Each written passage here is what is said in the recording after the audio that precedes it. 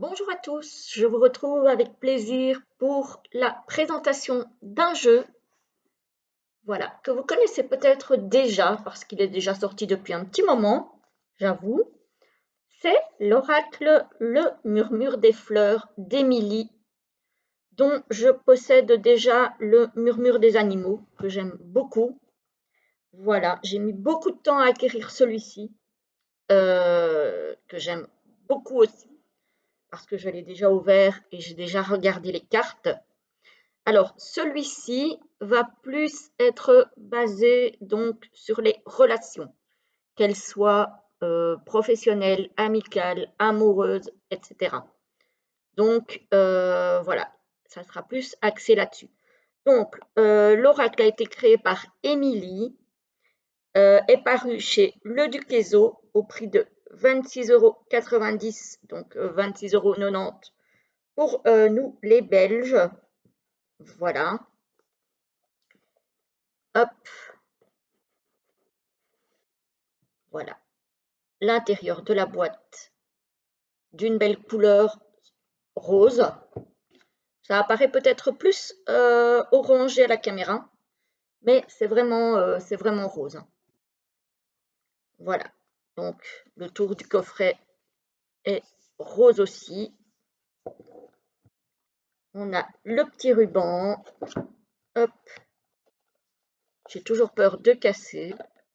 Voilà. Bon, c'est pas super pratique, j'avoue. Hop. Ce sera plus vite fait comme ça. Hop. Voilà. L'intérieur du coffret est comme ceci. Hop. Donc un beau coffret en dur avec un livret, avec une couverture glossy, semi-rigide, bien solide. Alors, il est sorti en 2023, donc il n'est pas si ancien que ça, hein. Voilà. Hop. On a un petit mot de Jean d'Ormesson. On a une petite dédicace de la créatrice. Et ensuite, on a le sommaire. Donc, qui se compose comme suit. On a un petit message pour te dire, puis personnaliser ton oracle, et enfin, comment interroger ton oracle. Et puis, on a l'explication pour toutes les cartes. Voilà, donc ici, elle nous remercie d'avoir acheté évidemment l'oracle, et elle nous dit: le murmure des fleurs est conçu pour développer tes capacités intuitives et te guider vers les possibles, vers les tendances qui se dessinent pour toi. J'ai créé cet oracle avec énormément d'amour et de bienveillance, mais aussi cette envie profonde de te proposer un outil complémentaire au murmure des animaux, dont je vous parlais tout à l'heure, qui puisse t'accompagner plus précisément encore dans tes guidances sur le domaine sentimental. Voilà. Donc, après, elle nous dit évidemment comment personnaliser l'oracle. Voilà, ça c'est selon votre sensibilité ou votre intuition, hein. Ensuite, comment interroger l'oracle avec des petites généralités. Voilà, elle nous dit que chaque carte porte le nom d'une fleur et la représente, qu'on peut se reporter au livret pour connaître la signification de chacune des cartes. Voilà. Et si on veut les retrouver facilement, c'est facile, les cartes sont classées par ordre alphabétique à partir du nom des fleurs. Voilà, donc ici, elle nous parle des conventions de tirage, des méthodes de tirage. Donc, on a le message de ton autre, passé, présent, futur, proche en 3 cartes. On a le tirage de la dryade, donc en 8 cartes, puisque la dryade est une fleur qui possède 8 pétales, dit-elle. Voilà, il se présente comme ceci. Je vous le montre parce qu'il est un petit peu moins classique, celui-ci. Voilà. Ensuite, on a le tirage des 5 pétales pour savoir quels sont nos blocages et comment avancer dans un problème relationnel, hein. Voilà.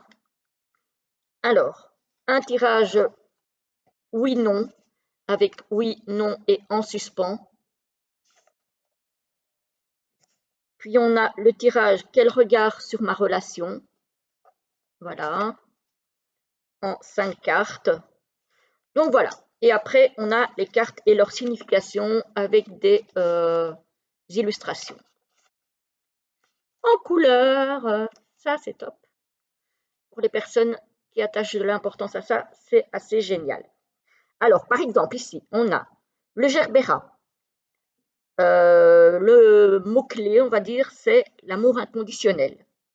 Et ensuite, elle va détailler, donc elle va donner le message de ton autre, au cas où vous seriez en couple. Si tu es en couple, elle va expliquer quand la carte se présente ce que ça veut dire.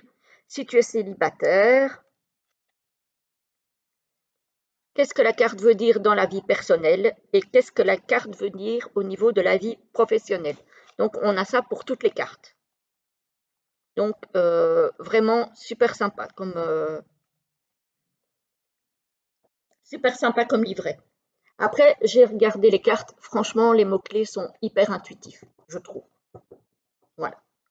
Donc, les tranches sont rose saumon. Vraiment, c'est super beau.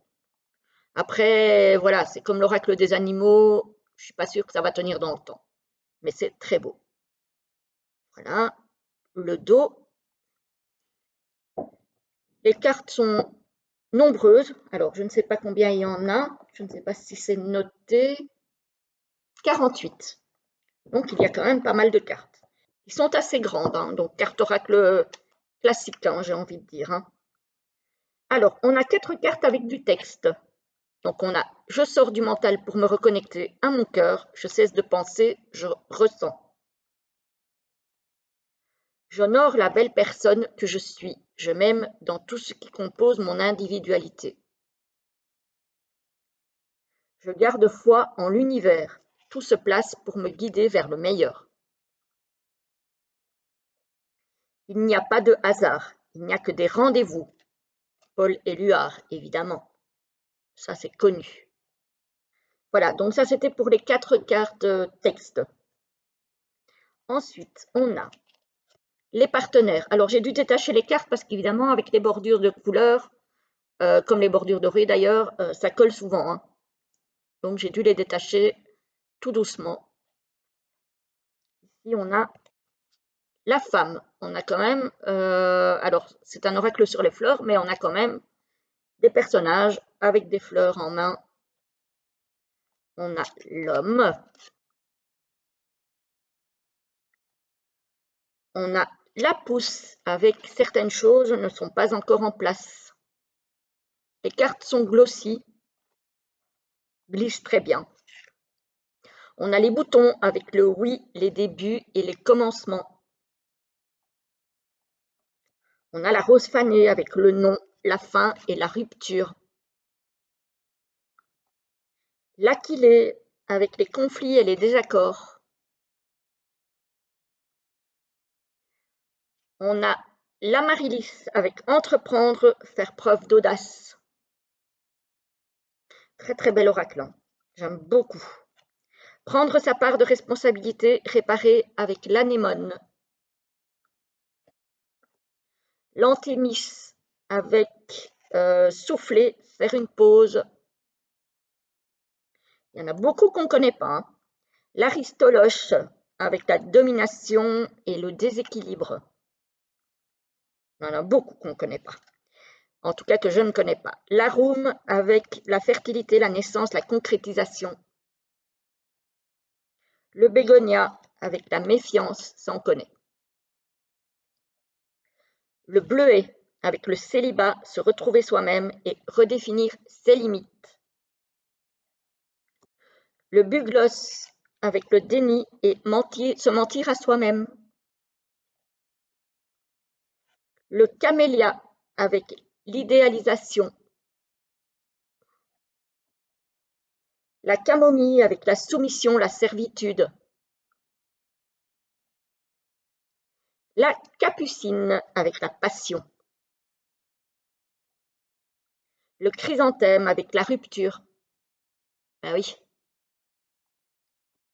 Le cœur de Marie avec la dépendance affective.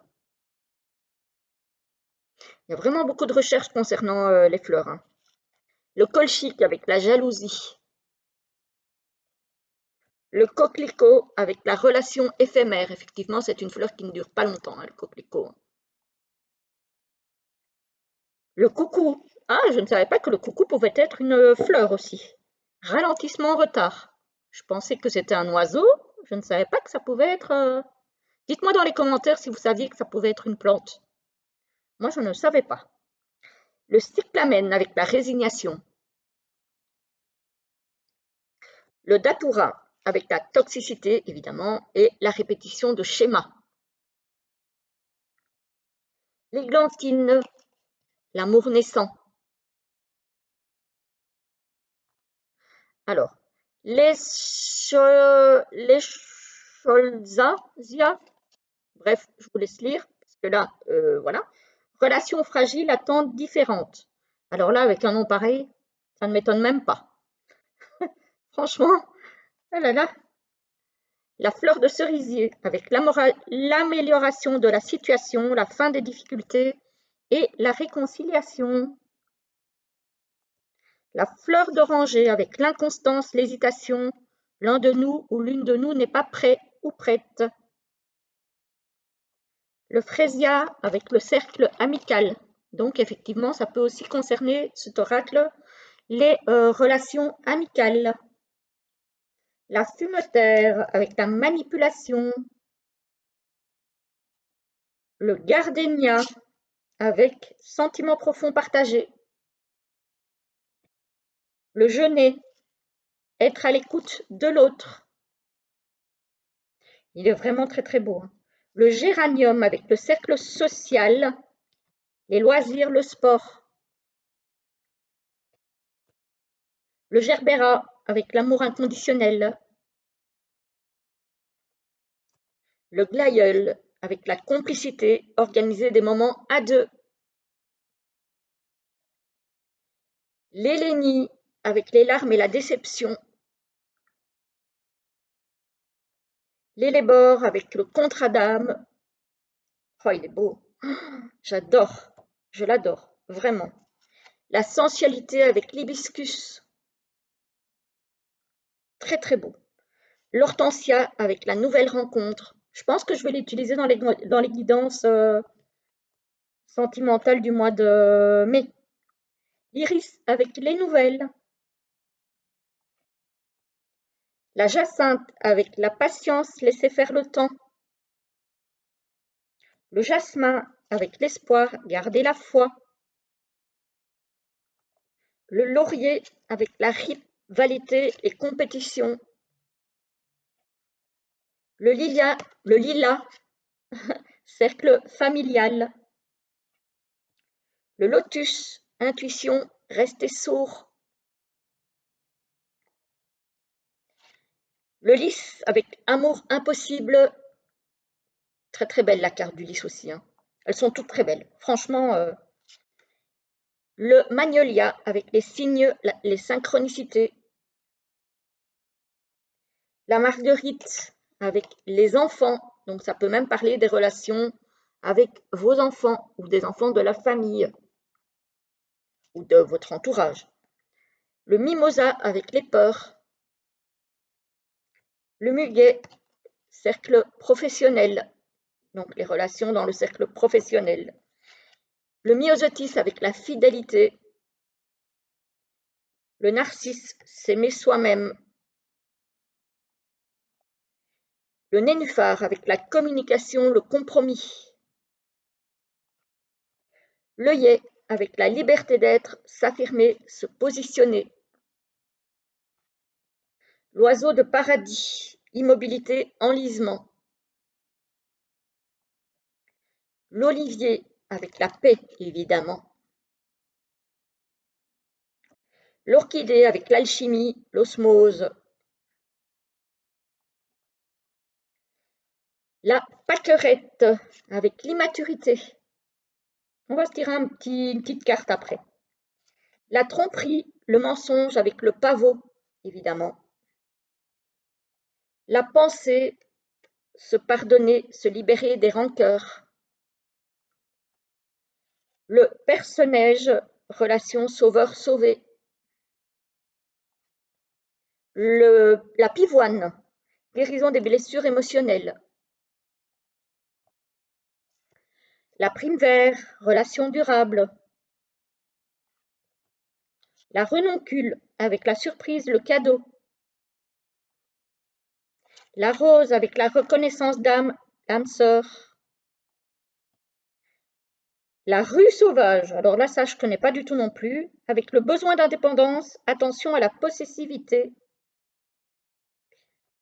Le seringa, je ne connais pas non plus, le poids du passé, faire son deuil. Le souci, avec la routine. Le tournesol, avec la loi d'attraction, la pensée positive.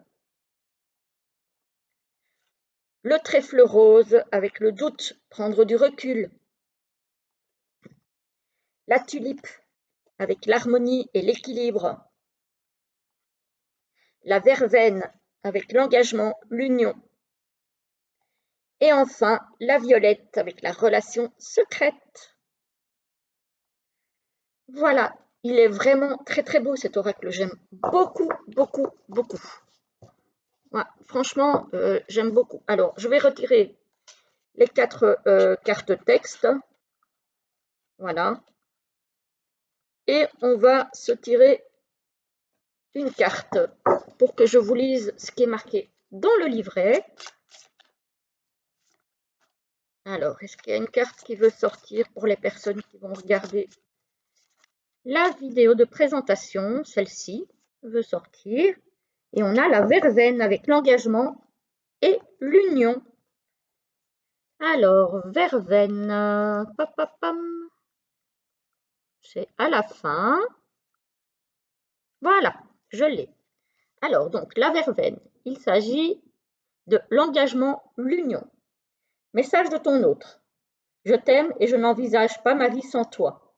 Je souhaite plus que tout que nous nous engagions, toi et moi, que nous donnions la vie à nos projets et à toutes nos envies. Alors, si tu es en couple, si tu as tiré cette carte, c'est parce que ta relation prend un nouveau tournant. Ton ou ta partenaire et toi allez franchir une nouvelle étape en vous engageant véritablement l'un envers l'autre. Officialisation de la relation si elle était plus ou moins tenue secrète jusqu'alors. Mariage, pacte, etc. L'heure est à la concrétisation de projets qui te tiennent à cœur. Avec la verveine, votre couple s'inscrit dans une perspective durable. Il existe bien des façons de s'engager avec une personne. Garde à l'esprit que cet engagement réciproque peut prendre également d'autres formes. Signature de documents importants, achat d'un bien immobilier par exemple, grossesse, etc. Laisse-toi porter, car tout ce qui arrive est extrêmement positif et va combler ton petit cœur. Les peurs et les peines sont désormais derrière toi. Profite pleinement de ce bonheur que tu as tant espéré et que tu mérites. Si tu es célibataire, si tu es dans l'attente d'une nouvelle rencontre, la carte de la verveine t'annonce qu'une très belle relation est en préparation pour toi. Une relation stable qui s'ancrera sur le long terme. Ton ou ta future partenaire et toi aurez les mêmes envies d'engagement et de concrétisation. Il se pourrait bien que tout cela aboutisse d'ailleurs à des célébrations, comme un mariage par exemple. Il sera en tout cas question d'engagement concret, d'union et de grand bonheur. C'est plutôt sympa. Alors, concernant la vie personnelle, avec la carte de la verveine, tu es invité à t'engager pleinement dans une cause qui te tient à cœur, à mettre tes compétences au service d'une association à visée humanitaire ou de toute autre structure qui te permettra de défendre tes convictions. N'hésite pas à porter haut la voix de tes valeurs et à œuvrer pour la défense de ceux qui sont dans le besoin, personnes démunies, enfants, animaux, environnement, etc. Le moins que l'on puisse dire, c'est que tu as l'âme d'un justicier ou d'une justicière, toujours prêt ou prête à défendre la veuve et l'orphelin, à voler aux riches pour donner aux pauvres. Le monde a besoin de personnes telles que toi, prêtes à s'engager pour la construction d'un monde meilleur. Pour la vie professionnelle, la situation te demande de t'engager pleinement dans un projet qui te tient à cœur, donc au niveau professionnel, et sa réussite passe par l'union de tes capacités à celle d'une ou d'un collaborateur ou collaboratrice avec qui tu partages des valeurs communes. En combinant vos énergies, vos idées et vos actions, vous parviendrez à concrétiser vos ambitions professionnelles. Si ce partenaire ou cette partenaire ne fait pas encore partie de ton réseau, il ou elle devrait bientôt se présenter à toi.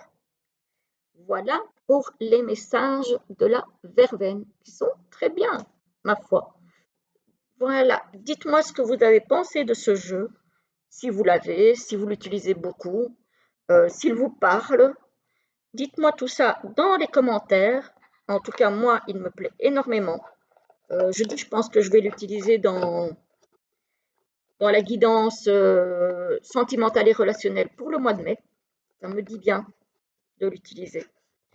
Voilà. En tout cas, moi, je vous souhaite une très belle journée, une très belle soirée, suivant l'heure à laquelle vous verrez la vidéo. Et je vous dis à très très vite pour la prochaine. Il s'agira encore d'un oracle d'Émilie. Donc, je vous donne rendez-vous. Alors, pour moi tout de suite, parce que je vais les tourner en suivant. Pour vous, très bientôt. Belle journée.